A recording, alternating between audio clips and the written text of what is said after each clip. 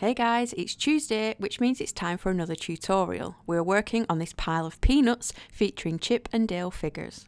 I'm starting out by sticking my 7-inch round cake to a drum with chocolate ganache. If you're new around here, you can find the tutorials for making vanilla cake, buttercream and ganache in the description box below. I'm just filling and stacking it 4 layers high with jam and buttercream. Then I'm starting to cut it into a dome shape, shaving off pieces but leaving enough room on the top to fit 2 figures. Then start taking off the corners to make it more rounded. You'll see the top is now a slight dome shape, but the sides are still a bit straight, so I'm going to use all the offcuts and beef out the bottom using buttercream as the yummy glue.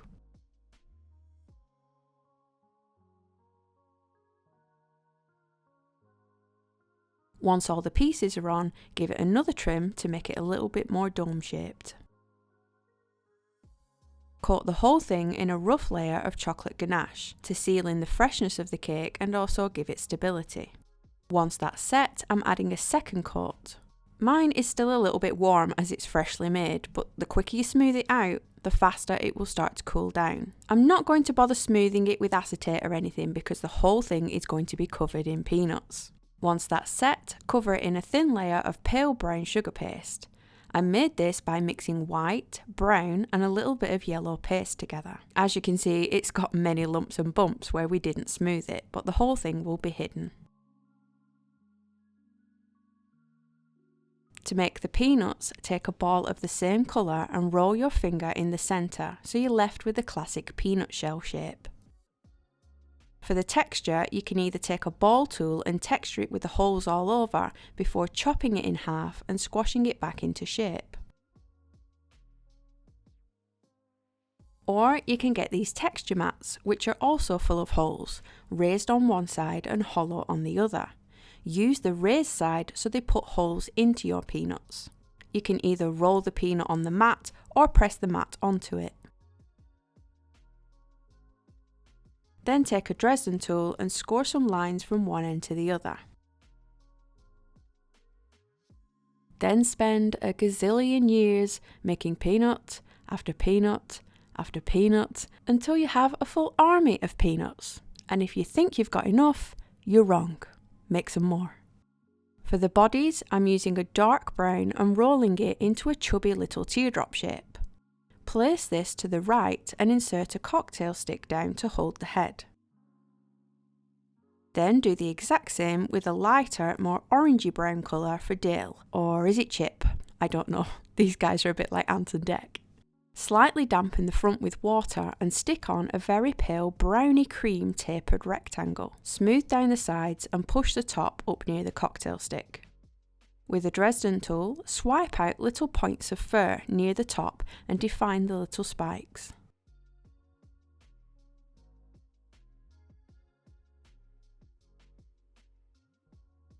For the arms, I'm rolling a thin carrot shape and squashing the smallest end out flat. Trim out a tiny triangle to make a thumb, rolling it between your fingers to round it out and pushing the remainder into a slight point.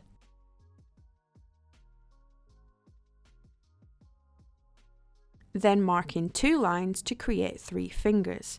Gently separate them and roll each one to round the cut edges and make them a little bit longer. Then gently push them back together before rolling the wrist between your fingers and thinning out the rest of the arm.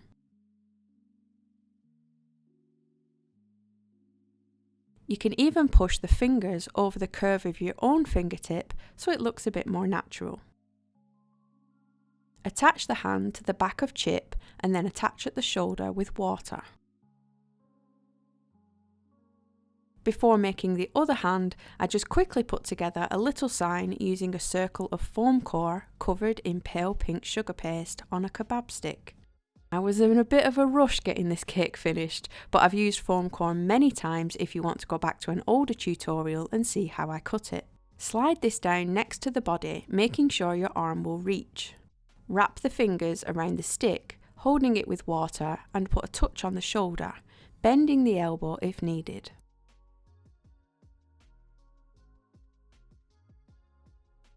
Make Chip's arms in the same way in the darker brown. In hindsight, I probably should have put his arm on first, as I'm having to pass it underneath, sticking it to Dale's back and then attaching at the shoulder. But you know, my brain is total mush when I'm rushing. For the waving arm, I just made it in the same way, and I'm slowly twisting a cocktail stick up inside until I've reached the hand. To make it easier to insert, I'm then sticking a plain cocktail stick so I can twist the arm into position.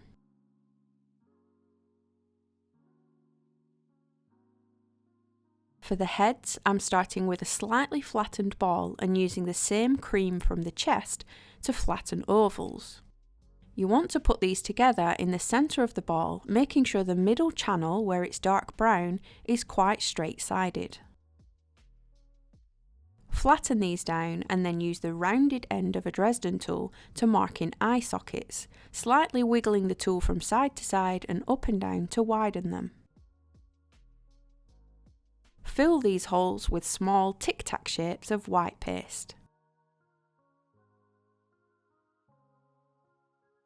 Using the dark brown again, roll a very tiny tapered sausage and place them above the eyes, curling the points down to make eyelids.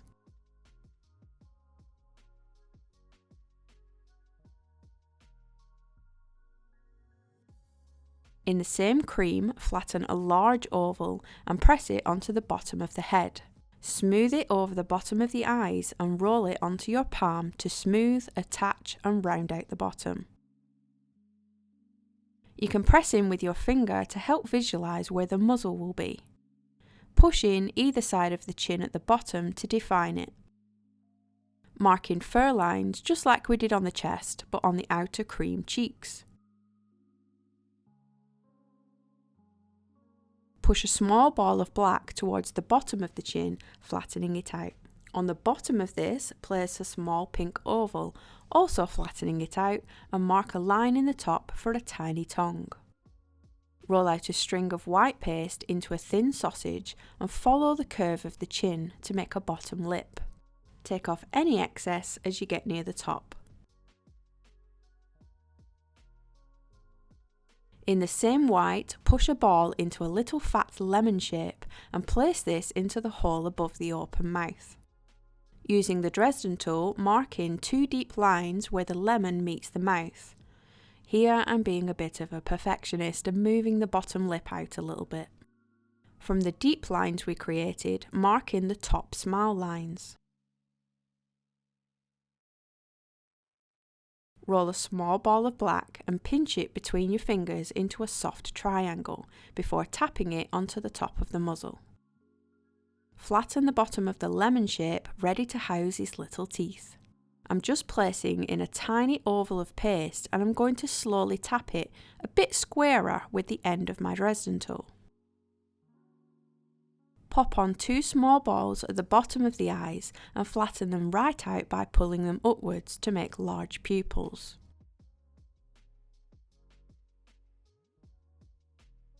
Finish them off with 2 small white balls for catch lights in the top right hand corner. Dampen the top of the neck and slowly twist the head down the cocktail stick, sitting it firmly onto the neck.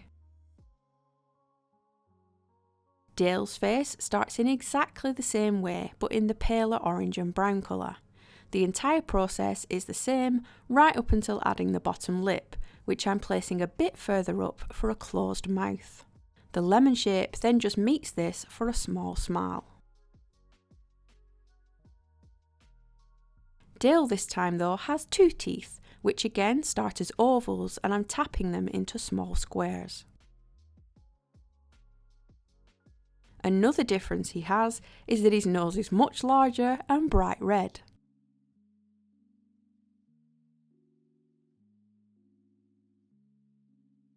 Again, slowly twist the head down the cocktail stick to sit on the neck.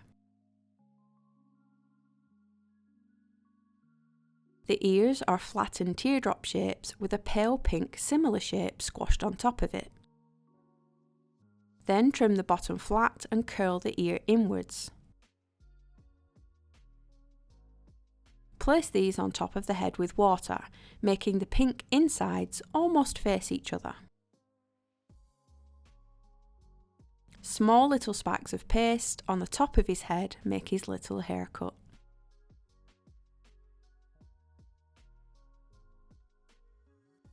Now dampen the whole dome and start sticking your peanuts on. Of course, I had to go out shopping for birthday balloons right in the middle of this, as this was my mum's birthday cake, so the peanuts had set a little harder than I would have liked. Fill in any gaps with tiny holes using a small ball tool. In this bowl, I have brown airbrush colour watered down with water to create a wash, and I'm just hand brushing all the peanuts with a fluffy brush to define the holes and the lines.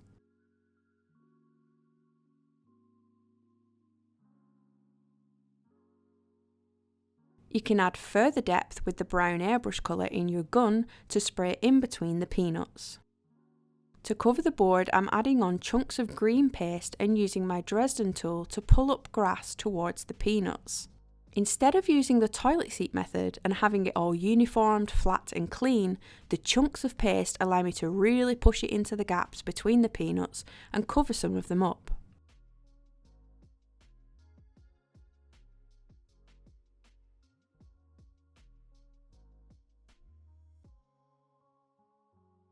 And we're done. You can even add a small ring of dark airbrush colour around the grass for that extra bit of detail.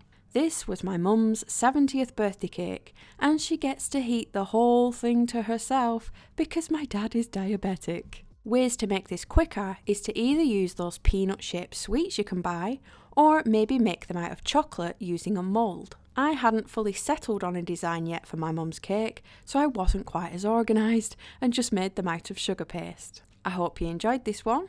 This would look equally as cute with a baby elephant sticking out the top, just to give you an extra idea. Please hit the subscribe button if you haven't already so you don't miss the tutorials I upload every Tuesday. Thanks guys, see you next week.